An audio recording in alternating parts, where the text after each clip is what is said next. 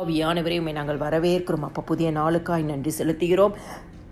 சங்கீதம் 92வது அதிகாரம்.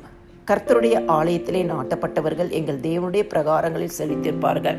கிறிஸ்துக்குள் பிரியமானவர்களே, ஆண்டவராக இயேசு கிறிஸ்துவின் சமூகத்தில் நாட்டப்பட்டவர்கள் தேவனுடைய பிரகாரங்களில் செழித்திருக்கும்படியாய் கர்த்தர் ஆசீர்வதிப்பார். ஆண்டவராக இயேசு கிறிஸ்து சபைக்குள்ளாய் நாட்டப்பட்டவர்கள் தேவனுடைய பிரகாரங்களில் செழித்திருக்கும்படியாய் கர்த்தர் ஆசீர்வதிப்பார். ஆண்டவராக இயேசு கிறிஸ்துவின் வார்த்தையில நிலைநாட்டப்பட்டவர்கள் தேவனுடைய பிரகாரங்களில் செழித்திருக்கும்படியாய் ஆசீர்வதிப்பார். ஆண்டவராக இயேசு கிறிஸ்துவின் ஒவ்வொரு வார்த்தையிலையும் அவருடைய நாமத்திலும் விசுவாசம் கொண்டு நாட்டப்பட்டவர்கள் தேவனுடைய ஆலய பிரகாரங்களில் செழித்திருப்பார்கள். கர்த்தர் இந்த நாளிலும் கர்த்தருக்குள்ளாய் நிலைத்து நாட்டப்பட்டு ஊன்றப்பட்டு கட்டப்பட்டு இருக்கிற ஒவ்வொரு குடும்பங்களையும் செழித்திருக்கும்படியாய் ஆசீர்வதிப்பார். கர்த்தர் அவர்களுடைய கொம்பை காண்டாமிருகத்தின் கொம்பை போல உயர்த்துவார். நீதிமானை பனையை போல செழித்து லீபோனுடைய கேதுருவை போல வளரும்படியாக வளர செய்வார். ஆமேன்.